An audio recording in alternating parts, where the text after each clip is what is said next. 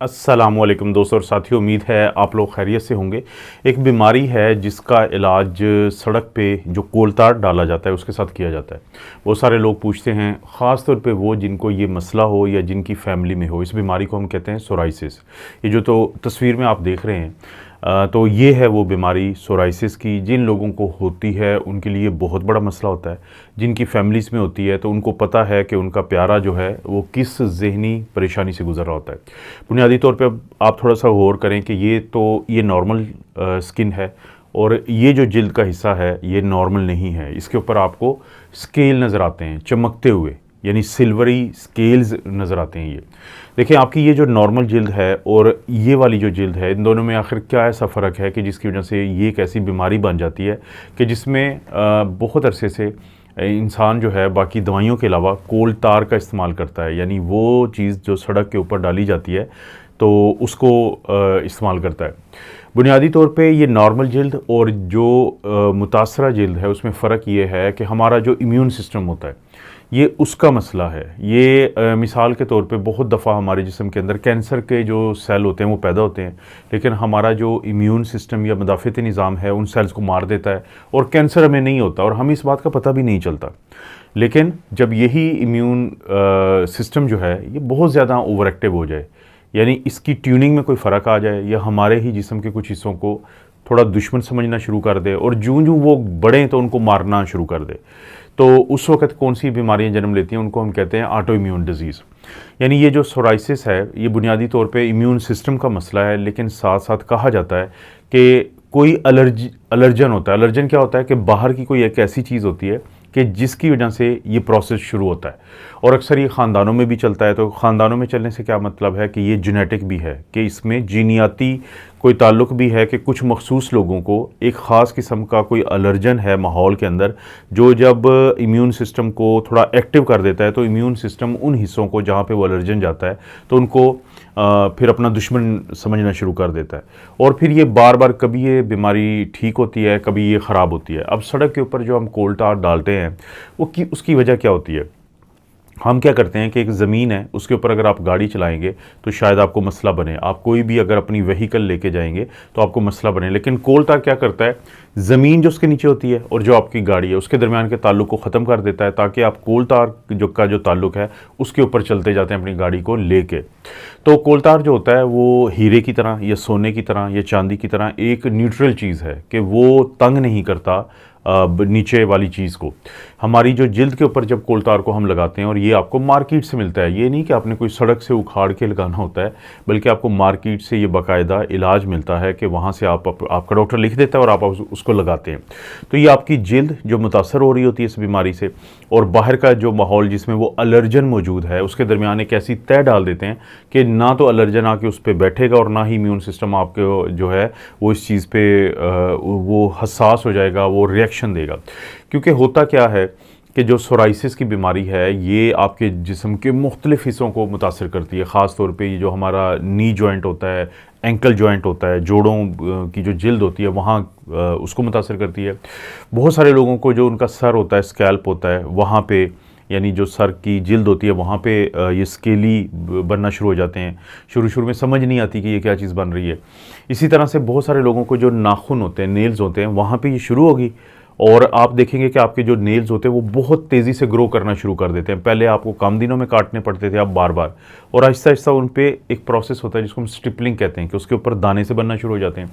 और अगर बीमारी शदीद हो जाए तो फिर ये जो आपके नेल का यानी कि जो नेल होता है, ये नीचे जो इसका बेड होता है जिसके ऊपर ये है जिल्द के सिर्फ, तो वो उखड़ना शुरू हो जाता है, यानी नेल जो है वो टूटने शुरू हो जाते हैं, उनका रंग तब्दील हो जाता है। तो सोराइसिस जो है बुनियादी तौर पे जिल्द की एक ऐसी बीमारी है जिसका नीचे आपके जिस्म में मौजूद ऑटो इम्यून यानी इम्यून सिस्टम से ताल्लुक़ है, इसीलिए इसको ऑटो इम्यून कहते हैं कि ये आपके ही जिस्म का एक हिस्सा मुतासर होना शुरू हो जाता है आपके उस इम्यून सिस्टम या मुदाफ़ती निज़ाम की वजह से, जिसको कुदरत ने, अल्लाह ने रखा है ताकि आपको मुख्तलिफ़ किस्म की बीमारियों से, मुख्तलिफ़ किस्म के जरासीम से बचा के रखे। अब जब आपका डिफेंस सिस्टम आपके ही जिस्म के एक हिस्से को दुश्मन समझेगा, वो डिफेंस भी उधर रहेगा, वो जो जिस्म का हिस्सा है और यहाँ पे जिल्द के मखसूस हिस्से हैं तो वो भी उधर ही रहेंगे। तो क्या होगा, ये मुसलसल एक जंग छिड़ी रहेगी। इसीलिए आप नोट करेंगे मैं उन लोगों की बात कर रहा हूँ जो ज़ोराइसिस के मरीज़ हैं, क्योंकि आम लोगों की दिलचस्पी की ये वीडियो भी नहीं है, क्योंकि उनके लिए ही इंपॉर्टेंट है जिनकी बीमारी है। उनको जो दवाइयाँ दी जाती हैं वो उस किस्म की दवाइयाँ होती हैं जो इम्यून सिस्टम को दबाती हैं, जो उनके मदाफ़ती निज़ाम को कोल्ड-ताड़ के अलावा मैं बात कर रहा हूँ। यानी उनको स्टीरॉयड दिए जाते हैं, उनको इम्यूनो मॉड्यूलेटर या इम्यूनो सप्रेसिव दवाइयाँ दी जाती हैं। और क्योंकि हमारा इम्यून सिस्टम जो काम करता है, जो नुकसान पहुँचाता है, वो कुछ प्रोटीन की मदद से पहुँचाता है जिसको हम साइटोकाइन्स कहते हैं।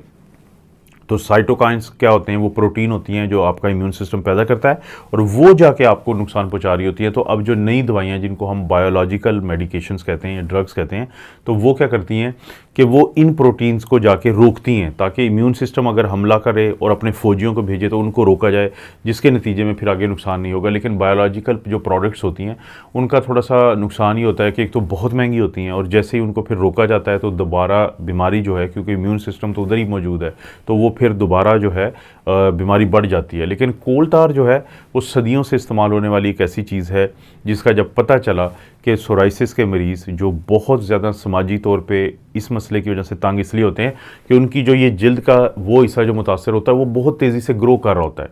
जब ग्रो करता है तो टूट-फूट का शिकार भी होता है, टूट-फूट का शिकार होता है तो स्केल गिरते हैं।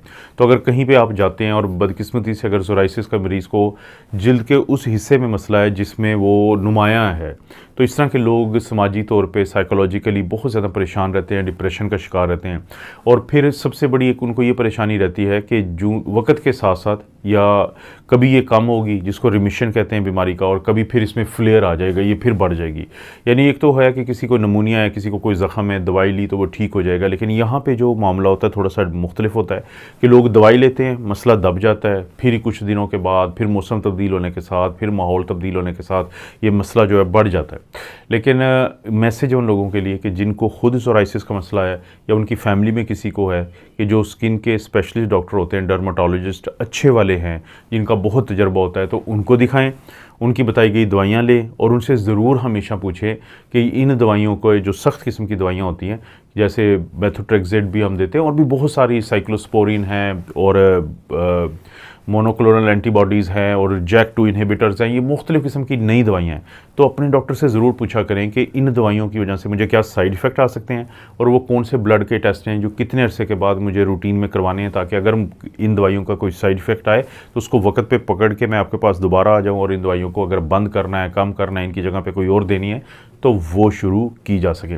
मुझे उम्मीद है थोड़ा सा आपको आइडिया हुआ होगा कि बहुत सारे लोग ये पूछते थे, बात करते थे कि जो कोल्ड-तार है क्या वाकई सोराइसिस में इस्तेमाल किया जाता है, अगर किया जाता है तो इसकी वजह क्या है, और थोड़ी सी बुनियादी तौर पे बता दें कि सोराइसिस की बीमारी जो है ये क्या चीज़ होती है। तो आपको पता है दोस्तों, इस चैनल के अलावा भी मेरे 2 चैनल है, डॉक्टर अफजल कार्डियोलॉजी ऑफिशियल और डॉक्टर मोहम्मद अफजल। तो प्लीज़ इन तमाम चैनल्स को सब्सक्राइब करें। वीडियो को कोई अच्छी लगती है तो लाइक करें, कमेंट अच्छा सा ज़रूर करें। कोई वीडियो जो किसी को फ़ायदा दे सकती है तो ज़रूर शेयर कर दिया करें किसी भी सोशल मीडिया प्लेटफॉर्म पर। आप अपना और अपनी फैमिली का ख्याल रखें। अल्लाह ताला आपको और आपकी फैमिली को हर किस्म की बुराई, बीमारी और आजमाइश से महफूज रखे।